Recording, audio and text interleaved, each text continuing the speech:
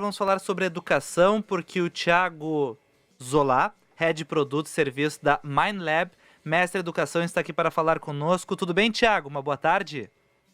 Boa tarde a todos. Um abraço aos ouvintes. Thiago, queria entender um pouquinho, tá? Tem uma história, enfim, uma metodologia, uma forma de aprendizado que utiliza jogos de raciocínio. E minha colega Ana Cássia, ela adora essas novidades e por isso que a gente gostou disso, que está aqui no Rio Grande do Sul e está beneficiando aí professores, estudantes. Que metodologia é essa? Bom, trata-se da metodologia Mindlab, que é utilizada no programa Mente Inovadora. Como você bem disse, nós utilizamos jogos de raciocínio, porque são divertidos, engajantes e promovem situações simuladas de realidade, né, delimitadas ali pelo espaço do tabuleiro, e aí o jogo, assim como situações do cotidiano também, é limitado ali por regras, existem objetivos específicos. Então, quando a gente utiliza jogos de raciocínio para ajudar os alunos a aprender de forma mais eficiente, a gente está criando esses espaços de simulação da realidade para que eles se sintam à vontade para arriscar e usar estratégias de pensamento sem sofrer as consequências do mundo real. E quando a gente faz a transposição dessas experiências vividas ali no tabuleiro do jogo para situações do cotidiano, na escola, no ambiente familiar, a gente efetivamente consegue desenvolver essas habilidades cognitivas e socioemocionais. Tiago, o Tiago Vicente está falando lá de São Paulo, que está acompanhando também os nossos eventos climáticos aqui. Lá em São Paulo também diz que não está fácil, não é, Tiago? Mas eu agora pegando também aí, chegando na questão da educação. Tu és mestre em educação, Head de Produtos e Serviços da Mindlab. Quando a gente lê tudo isso, né, digo, meu Deus, o que pode ser, né, um negócio, Vicente, nós temos que ouvir esse cara, a gente brinca assim quando está fazendo a pau. Como é que vocês construíram a empresa e como é que vocês chegam nas escolas, por exemplo? Como é que é o trabalho da Mindlab? Perfeito. A Mindlab é uma empresa israelense. Ela foi fundada em Israel em 1994, já tem aí quase 3 décadas. Ela foi fundada por um grupo de enxadristas, pessoas ali especialistas em xadrez, que percebiam no jogo de tabuleiro, eles já tinham essa visão lá atrás de que o tabuleiro do jogo, o jogo de tabuleiro, podia ser usado como um espaço de aprendizagem. Essa metodologia chegou no Brasil em 2006 e em 2009 nós começamos a aplicar o programa Mente Inovadora pela primeira vez no Brasil e estamos desenvolvendo esse trabalho aí ao longo de todos esses anos. E no estado do Rio Grande do Sul, nós já estivemos em diversas redes municipais de ensino. A nossa atuação ela acontece tanto na rede pública quanto na rede privada. Aí em Porto Alegre a gente tem uma parceria de quase 13 anos com a Fiergues, né, com o SESI. Nós já atendemos a rede sinodal de ensino da rede privada, nós estivemos em diversos municípios, como eu já disse, e nós somos abordados pelos municípios que buscam alternativas para tornar a aprendizagem dos estudantes mais eficiente, né? A metodologia e o nosso programa ele é constantemente submetido a estudos de institutos externos, como o BID, Instituto Ayrton Senna, o INSPER, e medem o impacto que essa metodologia tem na aprendizagem dos estudantes.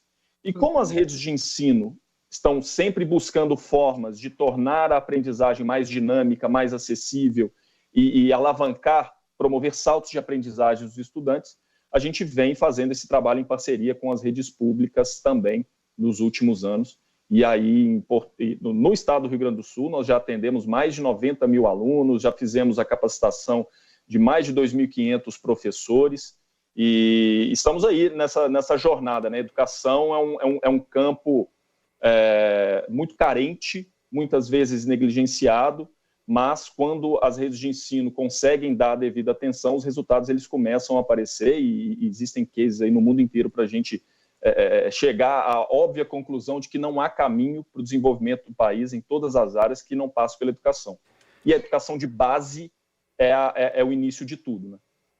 Pois é, ainda esses dias eu estava vendo um ranking, né, de países mais pontuados no quesito educação, e aí tem lá Coreia, Finlândia, e nós ocupamos um, né, 90º, enfim, dentro dessa pesquisa que eu estava vendo, e principalmente um dos pontos é a questão do analfabetismo funcional. Você, como mestre em educação, como é que tu vês essa questão aqui do Brasil? E um dia nós vamos dar essa virada? Tu achas que o Brasil vai olhar a educação como ela tem que ser olhada, Thiago? Eu presumo que a avaliação a que se refere seja a avaliação do PISA. Exatamente. De fato, a posição do Brasil, e aí eu peço perdão pelo termo um tanto quanto forte, né, mas é vergonhosa, né, porque se nós olharmos do ponto de vista de PIB, de PIB per capita, etc., nós estamos atrás de países em condições muito piores do que o Brasil. Eu costumo ser sempre otimista em relação a isso, Ana. Eu acho que é muito mais do que algo necessário, é fundamental e urgente que nós tenhamos um plano nacional, obviamente com as redes de ensino, com os municípios tendo autonomia para proporem os currículos, né? Isso é muito importante, considerando os aspectos culturais locais. Mas quando a gente fala de alfabetização, isso é um aspecto fundamental, elementar da vida. A gente fala muito de direitos humanos, de dignidade humana, etc. e tal. Se nós não formos capazes de promover um programa nacional de alfabetização para que as crianças possam aprender a ler e escrever na idade certa, com uma ação coordenada entre estados, municípios e governo federal, a gente pode considerar que falhamos como sociedade, né? Então, essa é uma necessidade fundamental, emergente, demanda investimento e que todas essas instâncias das esferas públicas façam um pacto e dediquem esforços a isso, né? Acho que nós temos muito que avançar. Há sinalizações nessa direção, mas a gente está precisando começar a ver essas iniciativas serem colocadas em prática, né? Então, eu acredito que sim, isso vai acontecer, é uma emergência, não há possibilidade do Brasil dar os saltos de desenvolvimento que precisa, se encaixar aí nessa economia que é dita hoje, a economia 3.0, né, da inteligência artificial, da utilização de novos recursos, sem garantir que as nossas crianças aprendam a ler e escrever na idade certa. Isso é algo fundamental. E o trabalho da nossa metodologia, o trabalho que a gente tenta desenvolver com as nossas redes parceiras, é justamente no intuito de garantir que isso aconteça, né? Então, já é estarmos atendendo aí mais de 90 mil alunos no estado, todos esses professores, é um indicativo de que há um movimento e uma preocupação da gestão pública municipal com esses indicadores que são, de fato, alarmantes, né? Basta olharmos para os dados do IDEB, sobretudo no pós-pandemia. Temos muito, não somente o que avançar, mas o que recuperar em relação à aprendizagem dos estudantes que foi perdida aí em função da paralisação das atividades escolares na pandemia. Tiago, até é muito engraçado que qualquer cidadão vai dizer que, não, educação é uma prioridade, mas aquela famosa frase lá, as horas bunda, ela não acabam não acontecendo. As pessoas não sentam para estudar, não se dedicam. E daí eu queria ouvir um pouquinho de ti dessa metodologia. São jogos que já existem, são jogos criados pela MindLab, específicos, que acabam... o estudante acaba não percebendo que ele está estudando, mas ele está estudando e jogando. Como é que funciona? Existe uma complexidade, mas é fácil de traçarmos esse retrato, né? Os jogos eles são utilizados para desenvolver habilidades específicas. Então, nós desenvolvemos jogos, tem jogos produzidos e desenvolvidos pela MindLab, mas também existem jogos como jogo de damas, dominó, enfim, que são jogos populares que as pessoas conhecem, que também são utilizados para o desenvolvimento dessas habilidades específicas. Percebam vocês que o ato de estudar, propriamente dito, ele é um dos elementos que levam à aprendizagem, né? Então, a gente fala de utilizar os recursos e as metodologias corretas, mas o ambiente também ele é fundamental no processo de aprendizagem. As habilidades intrapessoais do indivíduo também são importantes. O indivíduo ele sabe lidar com ansiedade, ele sabe lidar com pressão, ele tem capacidade de manter o foco. Como você disse, existe de fato a necessidade de sentar e estudar. Mas para que a criança, para que o jovem seja capaz de fazer isso, ele precisa desenvolver algumas habilidades que vêm sendo negligenciadas, tanto pelas famílias quanto pelas muitas redes de ensino. E aí eu me refiro a essas habilidades que eu citei, as ditas habilidades do século XXI, habilidades empreendedoras, as habilidades socioemocionais.